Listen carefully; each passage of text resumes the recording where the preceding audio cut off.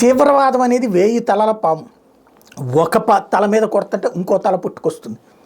Hezbollah, లేకపోతే Hamas, Islamic resist force, Islamic jihadist force, Houthi, Taliban, Jaish-e Mohammed, Lashkar-e Taiba, ఒకటి కాదు రెండు కాదు, దానికి బోలెడు స్వరూపాలు ఉన్నాయి. అన్నీ ఒకరికొకరికి స్నేహంతోనే ఉంటాయి.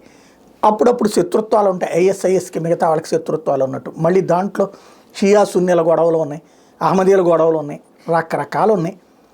అదొక తీవ్ర ప్రపంచం, తీవ్రవాద ప్రపంచం. మన టార్గెట్ తీవ్రవాదులు ఇండియా మీద దాడి చేయాలంటే భయపెట్టడం. ఇంకోటి, తీవ్రవాదుల్ని భారతదేశం మీదకి పంపిస్తే అది యుద్ధంగా పరిగణిస్తామని చూపించడం.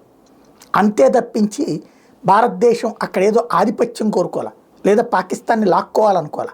పిఓకేని లాక్కుని ఏం చేయాలి? జీవితకాలం మనం సంపాదించిందంతా ఎదవాళ్ళని పోషించడానికి సరిపోతుంది. వాళ్ళకి బెటరు, శుభ్రంగా తినడానికి నూనె అది 4 ముద్దలు దొరుకుతాయి. మన దగ్గర ఉన్నటువంటి ఇప్పుడు ఉచిత బియ్యం పథకం జరుపున బియ్యం గోధుమలు ఎట్లా ఇస్తున్నారు కదా, అది తీసుకుని వాళ్ళు దర్జాగా బతికేస్తారు. మరి కొంతమంది పిల్లలు కానీ మన నెత్తిని తగులుతుంటారు. బేసిక్గా అమెరికాకే ఆ సిగ్గు ఉండదు. తీవ్రవాదాన్ని పెంచి పోషిస్తుంది, తీవ్రవాదుల్ని మళ్ళీ చంపేయాలంటది. తమకి సంబంధించి ఏ తాలిబన్లనైతే వాళ్ళు పుట్టించారో అదే తాలిబన్లు వాళ్ళ ట్విన్ టవర్స్ని కూల్చారు, వాళ్ళకి సంబంధించిన వాళ్ళని చంపారు.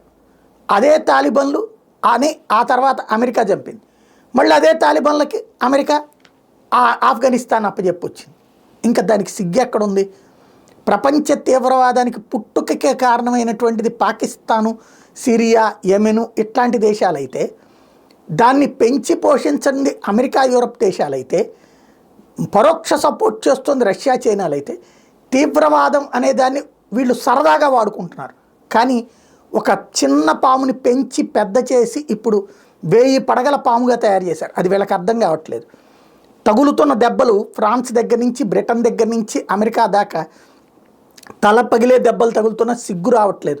పైగా ఆ తీవ్రవాదాన్ని తీవ్రవాదంగా చూడలేని దౌర్భాగ్య పరిస్థితి వీళ్ళది.